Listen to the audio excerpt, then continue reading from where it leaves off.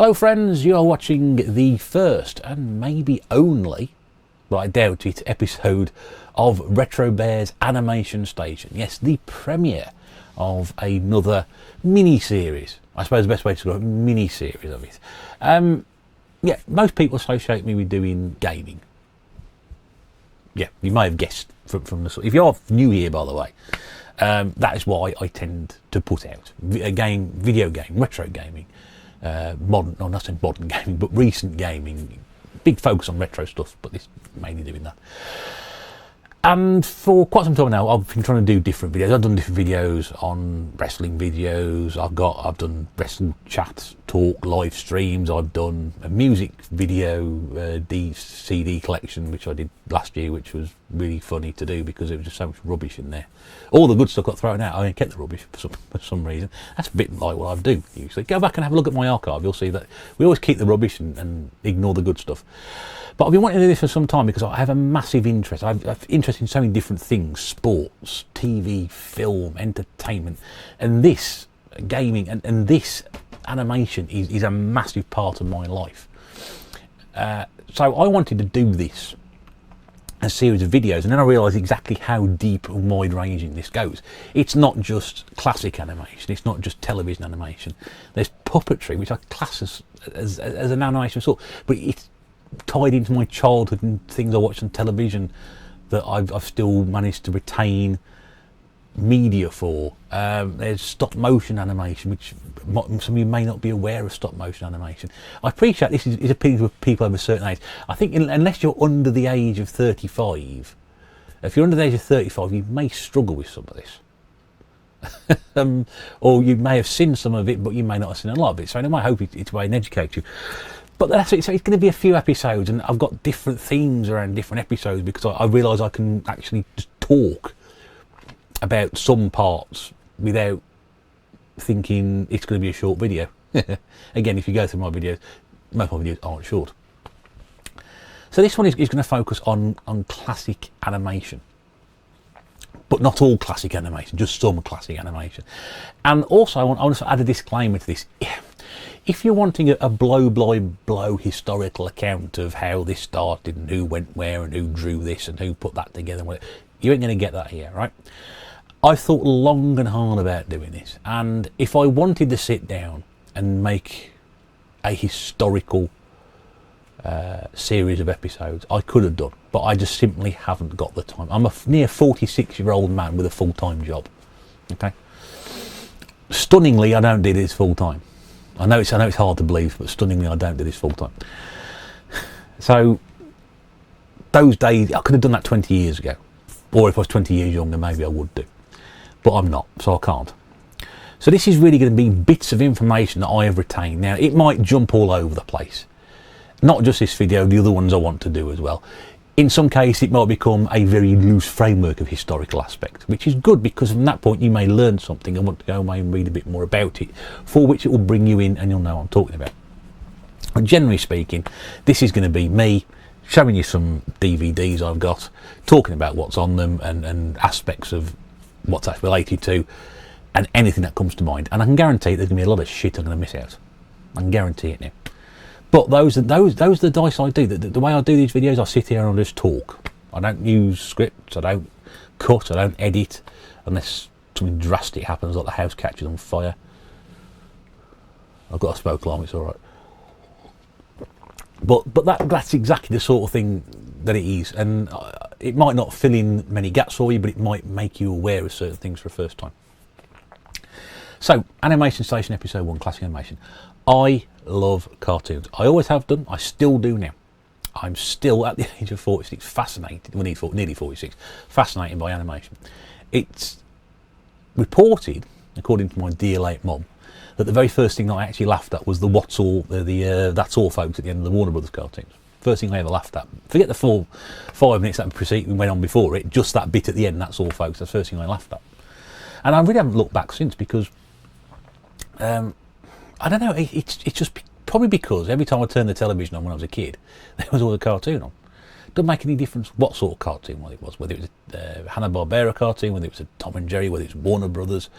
Looney Tunes with the Pink Panther, which Snoopy, whether it was stop motion, Magic Roundabout, Paddington, Wombles, yeah, etc., etc. There's so many different ones. Whatever it was, and still now, I will still sit down and watch it. I've been working my way through the new series of Jellystone, which you can go and read about online. And that was like, I must download that straight away. I've been recently sort of watching some Family Guy back episodes and classic Simpsons episodes, just because I like to every now and again. But I grew up with Tom and Jerry. I grew up with Bugs Bunny and Daffy Duck and the Pink Panther and stuff, and all that sort of stuff that came out years and years ago. So,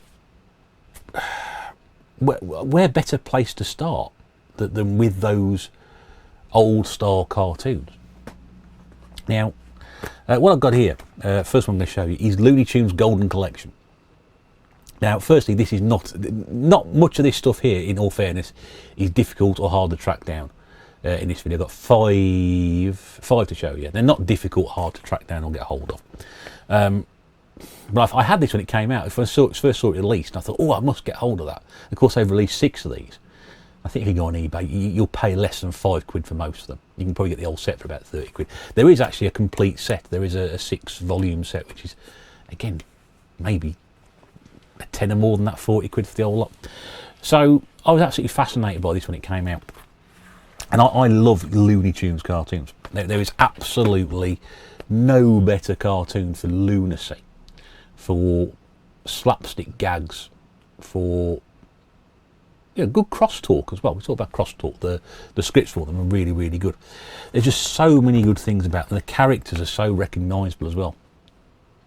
Look at that there. Every single one of them, an absolute winner. I know they've come back and they've done the new Space Jam film, which I'm not particularly interested in seeing, because I didn't particularly like the first one. So I'm not going to be particularly interested in getting the first one or the second one. What have we got on this one here? So we've got a greeting from Chuck Jones. Chuck Jones, one of the legendary cartoon directors.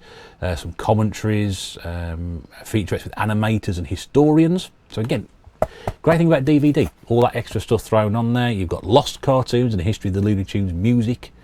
Excerpts from the original primetime Bugs Bunny show, which was when TV companies in the 50s in America wanted children's animation programming, they went straight back to the studios and said, can you put me something together for half an hour? So what they did was produce the Bugs Bunny show was one of them. I think the Roadrunner show was one, the Tom and Jerry show was one, and all they did was put brief top and tail new animation in, and the rest of the half an hour that was filled up was 3 features, 3 animated shorts from the cinema, just re-released. Dead easy to do. Yeah, and all sorts of, so we've got some pencil tests and schematics, anything really that you want to know about. I mean, this set itself runs just under 7 hours. 7 hours of cartoons. I'm not saying you can't buy these anywhere else, because we got on here, we have got 56 restored, uncut, animated shorts. There's 14 cartoons per disc, it should be anyway. It says 56. And, I mean, yeah, What's Up Doc, Be Very Quiet, I'm Hunting Rabbits, What a Maroon. What a Way to Run a Railroad, all these great classic catchphrases. Beep beep, duck season, rabbit season, duck season, rabbit season. So what we got on this one, we got disc 1, we've got the best of Bugs Bunny, which, depending on where you stand Bugs Bunny, I don't know. I mean, I don't mind Bugs Bunny, but I prefer Daffy Duck. You've got the best of Daffy and Porky Pig on the second disc, but we got on Bugs Bunny, we got Rabbit Seasoning, High Diving Hair, Bully for Bugs, What's Up Doc, Big Top Bunny, Wabbit Trouble, Rabbit of Seville, which is takeoff of the Barbara Seville cartoon. All sorts of interesting stuff. We got on the Daffy Duck disc, you got Duck Amuck. Now, if you've never seen Duck Amuck, that is an absolute classic. I won't spoil it for you. I don't give you the spoilers on this 80-year-old cartoon. But there's actually a DS game for it called Duck Amuck. It's based around exactly the same thing. But I won't go into too much detail. But you've got Drip Along Daffy, you've got Scarlet Pumpernickel, Yankee Doodle Daffy, Duck Dodgers in the 24th and a half century. Now that was inspired a spin-off TV series ages later. You've got Looney Tunes All-Stars on disc 3, shown here by Sylvester the Cat, Tweety Pie. And again, it's a mixture of all sorts of different things, because you've got Bugs Bunny and the 3 Bears, hair-raising hair. not to be confused with high diving hare and long haired hare, for sentimental reasons, which I think is a Pepe Le Pew cartoon. Don't Give Up the Sheep, which is a Chuck Jones cartoon series, which was about a sheepdog protecting sheep from a wolf on a time in, time out basis. What does that mean? Oh, you know, they're clocking in and out. So the sheep would clock on, the wolf would clock on, and then the wolf would spend 9 till 5 trying to nick the sheep. And at the end, 5 o'clock came, and they'd both clock out again. Very strange. You can see it. And then finally, you can see that Looney Tunes All Stars, another one now at the end with the Wile E. Coyote, the Roadrunner. Again, more Bugs Bunny cartoons, Bunker Hill Bunny, Kit for Cat, Putty Tat Trouble. Speedy Gonzales, the Foghorn Leghorn, Daffy Duck Hunt, Broken Leghorn, and there's all sorts of different characters. But yeah, pretty much most of the Looney Tunes make it. Now, all those I think were released individually. So again, you can probably pick those up for a couple of quid individually and put a set together, but it's much easier to buy the set. So you got 2 discs of Looney Tunes All Stars, Daffy Duck and Porky Pig, and Bugs Bunny. But yeah, I had that when it first came out. I can't remember what I paid for it, but I love this. But actually, there were 6 of these that came out altogether. But what is it about the Warner Brothers cartoons? I think it's just the fact that they were just completely different. Each film studio back in the 40s and the 50s and the 30s, 40s, 50s had their own cartoon animation division. Warner Brothers, MGM, Fox had Terrytoons, which were much, much lower grade, using a very economical style of animating where they would just reuse sequences or reuse cells. So it looked very, very cheap, but they're cheap to make and easy to distribute. Columbia eventually had their own one. I think it was UPA who went through Columbia. Gerald Boing Boing, Mr. Magoo, stuff like that. Universal had Walter Lantz, Woody Woodpecker cartoons. So every film studio had its own animation division. But at the time, you know, Tom and Jerry focused very much on sort of violent humour.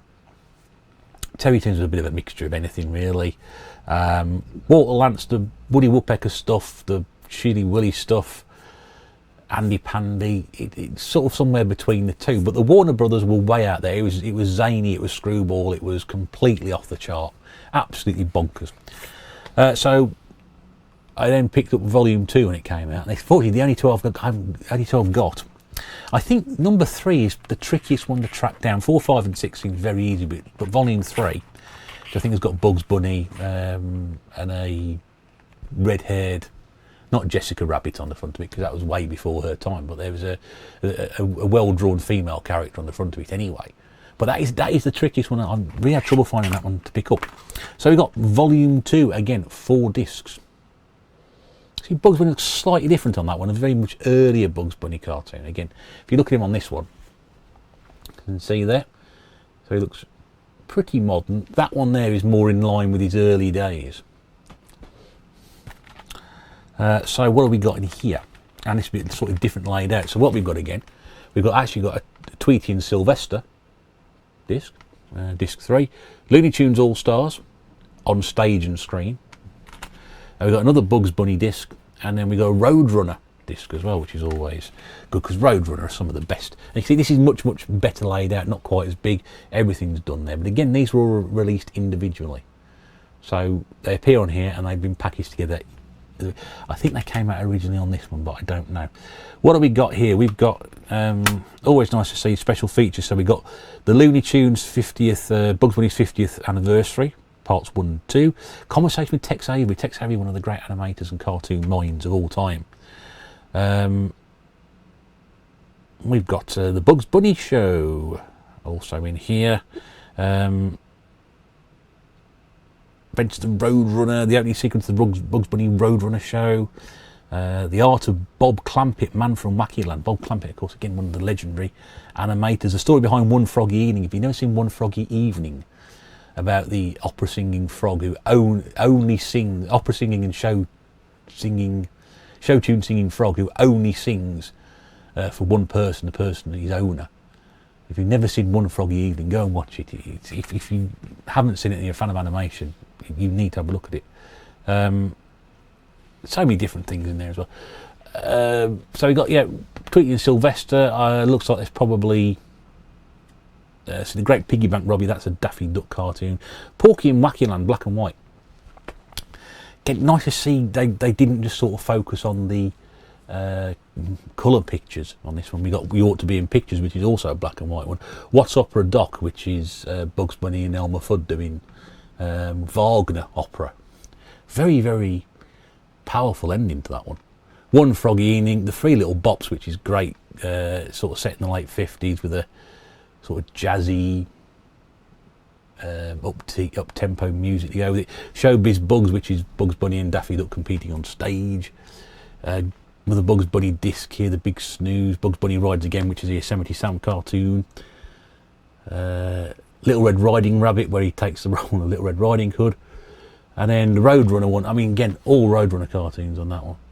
Although it does say Mouse Wrecker. You've got the Dover Boys, the Mouse Wreckers, and a Bear for Punishment. They're all slightly different, but it's probably about 6 or 7, well, I say probably 8 or 9 Roadrunner cartoons on there. Oh, that Roadrunner cartoon's so ingenious. So ingenious. And there's the inside cover again. And you're going to get some of the quotes here. Hey, Grandma, I bought a little bunny rabbit for you to have. We do this kind of stuff to more through the picture. Killed the wabbit. That's the What's Opera Doc. Nothing's impossible to Duck Tracy. That was the great piggy bank robbery. Hello, my honey. Hello, my baby. Hello, my ragtime gal. That's the One Froggy Evening, which you've got to see. You've got to see that if you're a cartoon fanatic. But yeah, I just love these Looney Tunes cartoons. They're brilliant, and they never get old. You don't see them so much now. I think they were being shown on Boomerang and Cartoon Network, but they of course replaced them now with the updated ones. They've gone for more updates on them, more updated versions. So the older ones are sort of pushed away. And again, with all this, you just don't see that old stuff on television now. You just don't see it. When I first got cable back in '93, you had Cartoon Network, and it had all this, a lot of this stuff on it.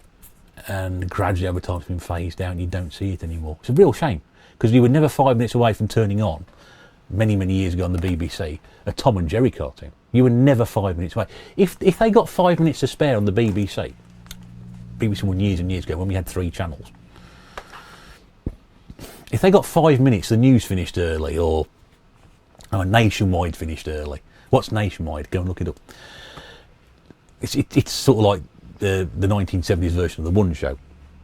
Gives you an idea how good it is. But they would always, if you've got 5 minutes to spare, they'd either play music. Now, we've got a couple of minutes for our next programme, so here's some music. And then somebody just play some music. Put a record on. Or they wheel out a Tom and Jerry cartoon. Guarantee it. The go-to filler years and years ago. I remember there was an episode of Noel's House Party. Got cancelled because there was a bomb scare at the BBC. That's how I remember.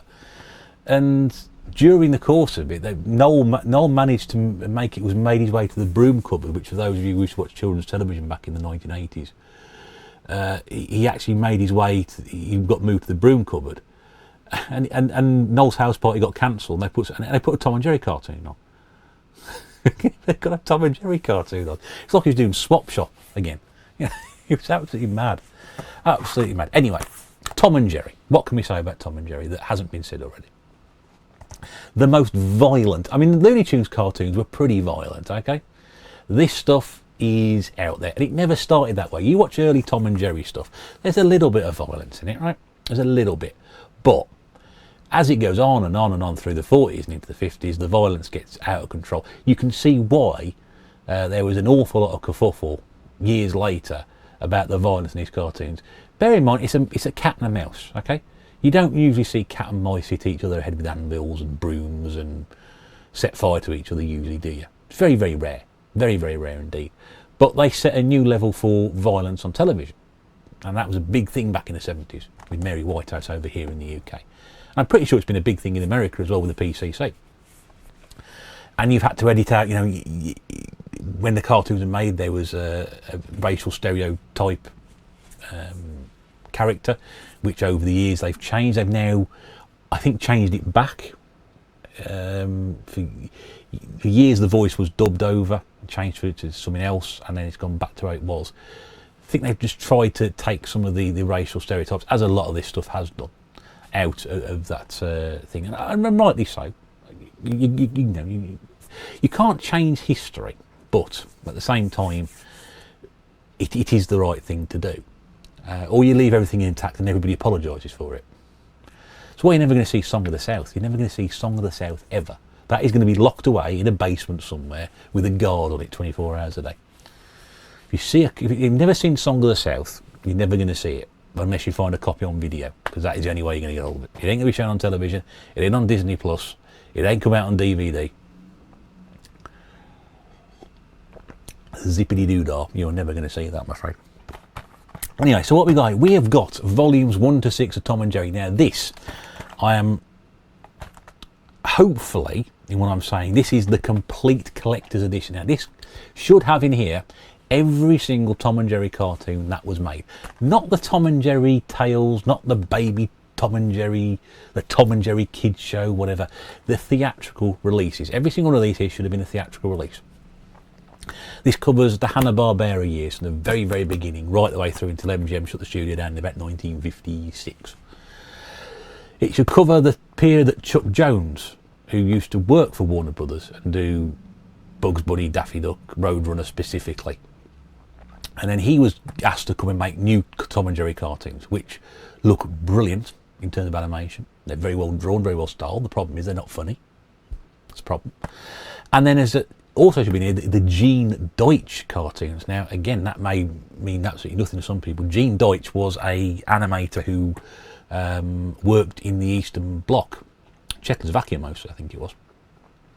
And he came to America to work for Terry Toons and did some characters for them, which generally got not a favourable because they were a new style of animation. And then he was asked to produce new theatrical Tom and Jerry cartoons with a load of animators who'd never seen Tom and Jerry cartoons. They were practically given.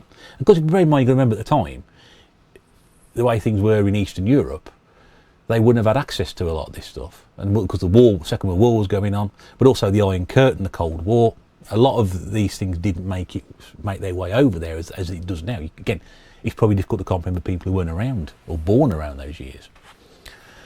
Growing up still in the Cold War, I was born in 1975. We were still 15 years away from the end of all that. So they hadn't seen any Tom and Jerry cartoons. They were given, I think, a handful of Tom and Jerry cartoons to watch and then base a series of animation films around that. It's completely crazy. And they should all be in here, which should total an absolute ton. I think it's 156 cartoons. I'm not going to sit here and work it up. So we've got 50, 52. Yeah, it's about 160 cartoons altogether across about 945 discs. Now this is a real pisser. Okay, you can see here we've got volume 5 and volumes or whatever. Volume 6 has got where are we? There we go. It's got 2-disc collection with some printing on it, but the rest of the discs haven't, which is really annoying. I tell you why it's really annoying, because these are really old DVDs. These are double-sided DVDs. Now, when I first started picking DVDs up, when I first got a DVD player, that was a problem. You'd have to the Gladiator, was it Gladiator? No, Lethal Weapon. Lethal Weapon 4, that was it. I got Lethal Weapon 4 and you had to turn it over halfway through. Can you believe it? Turn it over halfway through. So when I got this, I was absolutely horrified. Because this has got side 1. I'll show you that one there. Side 1. Is that side 2? There's no labelling on it, but yeah, so you have to flip it halfway through. I just got so annoyed with it. I thought, what a cheap way of doing it. Now, this is the only set for those of you. So each I have 6 collections. So I've got collection 1, collection 2, collection 3, collection 4, collection 5, then collection 6 is across 2 discs. But this is the most complete Tom and Jerry collection you can get. And there are other ones. There is a Tom and Jerry Deluxe edition, which I think you can get for about £3 or £4 from Amazon, which has got some of these, about 30 of these on there, and it's also got some of the TV stuff as well. So the revival in 1975 with Hanna-Barbera on television, some of the 1980s stuff as well. Not so good because it's not proper Tom and Jerry. Not a lot to show you on the back either, I'm afraid, apart from that.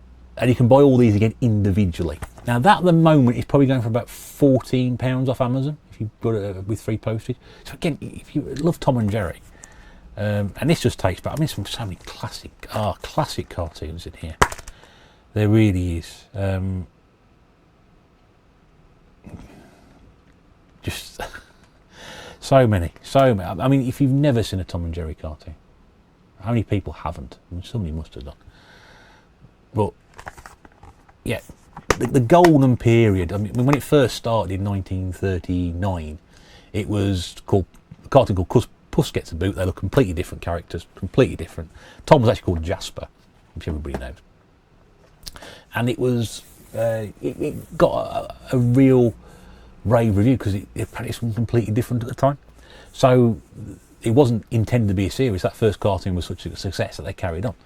And it ran for 15, 16 years and 17, 18, so 17, yeah, close to 17 years in the cinema before MGM pulled the plug on the studio. And they were producing 2 a year. And of course, they were re-releasing the old ones as well. That's the reason they shut the studio, because it was much easier to send out old Tom and Jerry cartoons rather than spend lots of money and produce new ones. 7 Academy Awards as well, just for this particular 7 Academy Awards for animation shorts. And Warner Brothers won loads as well. But you see, during that time period, they won 7. And Warner Brothers, no Looney Tunes went on until into the mid-60s, but by then the quality, gone. Really, really gone. Yeah, that was just one cartoon series. Obviously, Warner Brothers cartoon. You got Disney as well. Don't forget, Disney were operating at this time, producing shorts: Donald Duck, Mickey Mouse, Goofy, Pluto, etc. That was funny. But real golden period for Tom and Jerry, I would probably say, is anything before 1950, and very, very 1950, 51 at the absolute latest. Anything after 1954, the quality goes downhill because you have the advent of CinemaScope. Now, CinemaScope, for anybody who doesn't know what I'm talking about, is they extended the length of the cinema screen to keep people in America and around the world from staying in and watching television. They came up with really interesting ideas for people to go to the cinema. So then they made the cinema screen bigger. The problem by doing that, you had to stretch everything. So they remade some old Tom and Jerry cartoons from about 5-6 years previously and redid them in CinemaScope. So the quality of the animation is still there, but the quality of the artwork has gone. If you look at 1940s Tom and Jerry and look at mid-1950s Tom and Jerry, there's no comparison. No comparison at all. A completely different kettle of fish. The animation, the artwork has gone. It's all about getting the product on screen. And with CinemaScope, everything had to be longer. So Tom and Jerry are stretched. So Tom looks like he's got a tiny head and giant body. He just looks completely wrong. And there's a cartoon in there, which I think is called Blue Cat Blues. I mean, cripes. Go and watch that. Yeah, Blue Cat Blues. Go and watch that, because that will depress a lot. You know, for a Tom and Jerry cartoon, for a cartoon in general, it's one of the most depressing things you've ever seen in your entire life. Really is. So, like, you know, mid to late 50s Tom and Jerry really do steer clear of it. Like I said, the Chuck Jones stuff, which was in the 60s, looks great, but it's lacking in humour, lacking in Tom and Jerry laughs. It's not quite the same. Although it does feature Mel Blanc doing the voices. Mel Blanc, of course, did all the Warner Brother voices, most of the Warner Brother voices, a lot of Hanna-Barbera stuff on television as well. He does vocals for Tom in the 1960s. And the Gene Deitch stuff, watch a couple of those if you can. They're hard work, they really are. It's not, again, not the fault of that. MGM just wanted somebody to produce cartoons cheaply, and it was a really bad idea. And any reiteration of Tom and Jerry since then, the new Tom and Jerry films, the Tom and Jerry cartoon series, you know, this is the sort of stuff you want. Okay, take my advice. Let's move on to one of my personal favourites, and again something that's come back quite recently. This is Snoopy. Now, I picked this up in a charity shop for £1. Why did I pick it up? Well, because again, when I was younger, all these sort of peanut specials were on the telly. I used to read a lot of the Snoopy books. I used to love reading the Snoopy books. I had little cartoon books, like big cartoon books. So I should have bought to show you, but I forgot to get them out. I've got a couple of big peanut Snoopy collections.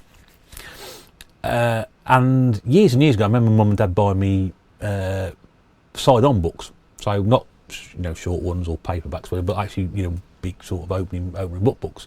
And those are the ones that got turned into TV specials. And they're like hardback copies as well. So when I saw this, I thought, oh, I'll grab those because it's got Charlie Brown Christmas, which was the very first one they did, and it's a television classic in America. It gets shown every year at Christmas.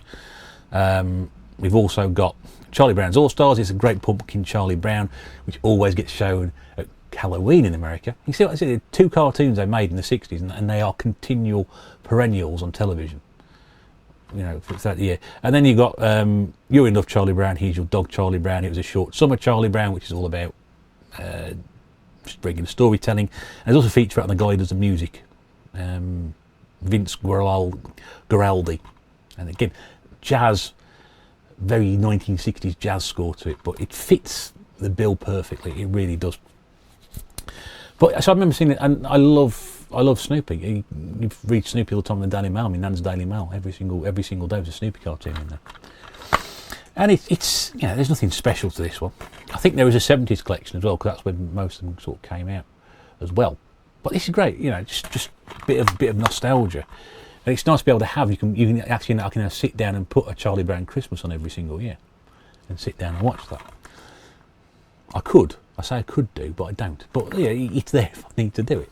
But yeah, I love Snoopy. I love the humour of it. The animation on this is just fantastic, and it just gives me a warm feeling when you watch this. Again, was this 2.5 hours long?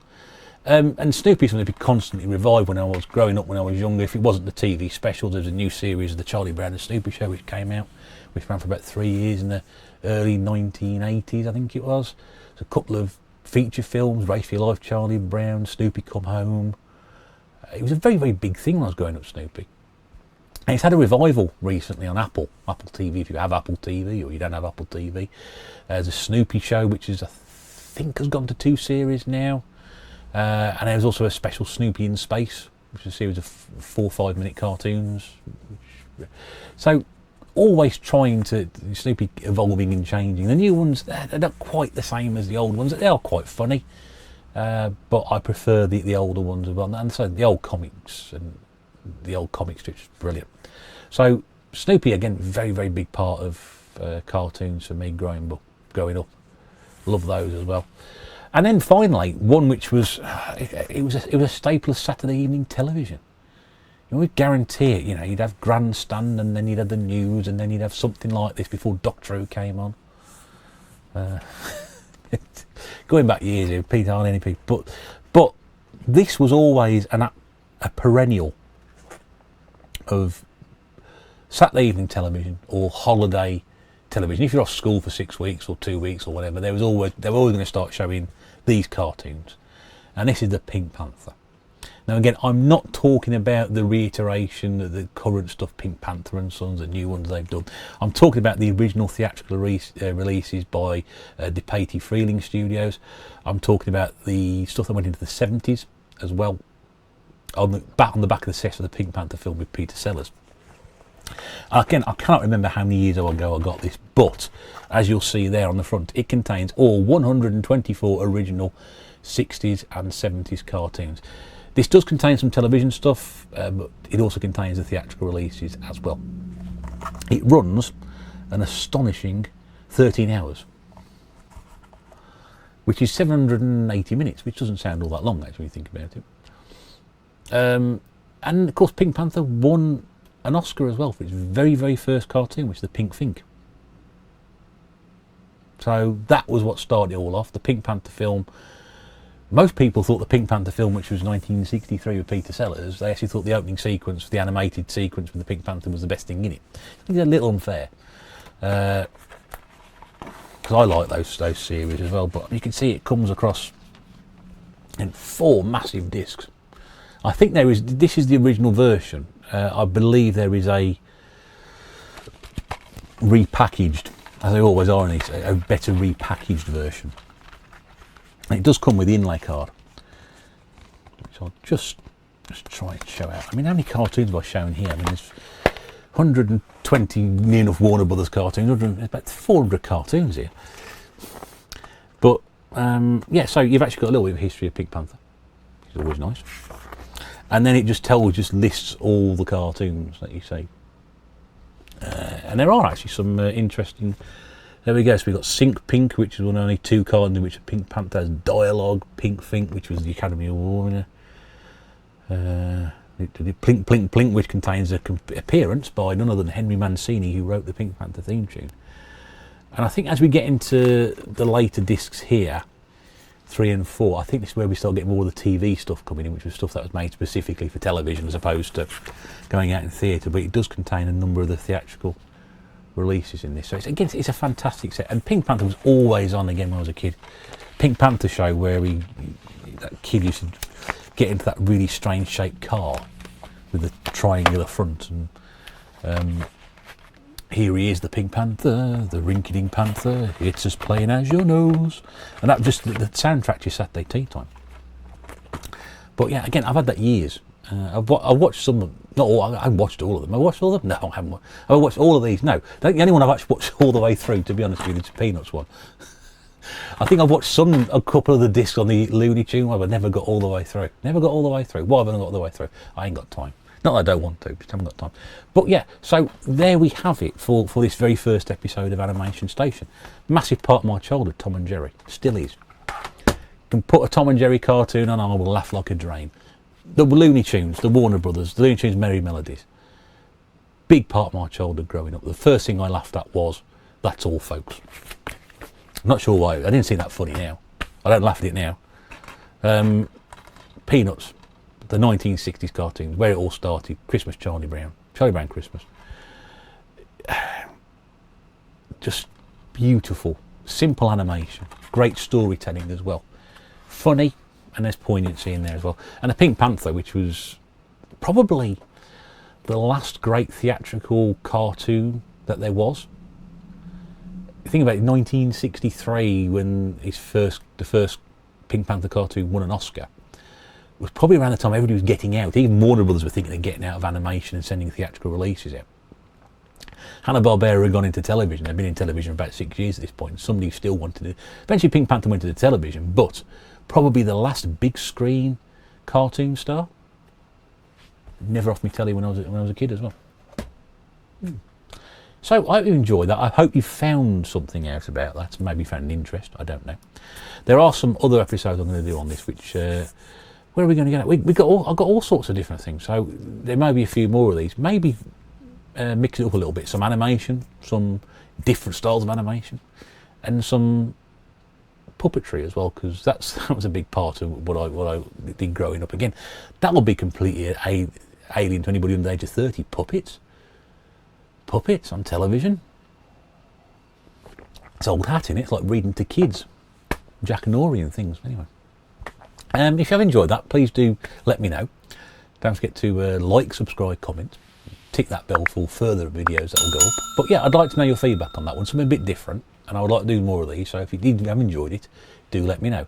In the meantime, this is the Retro Bear saying thank you for the pleasure of your company, and we will see you back again in the pantry very soon, I hope. Until then, do take care, and bye for now.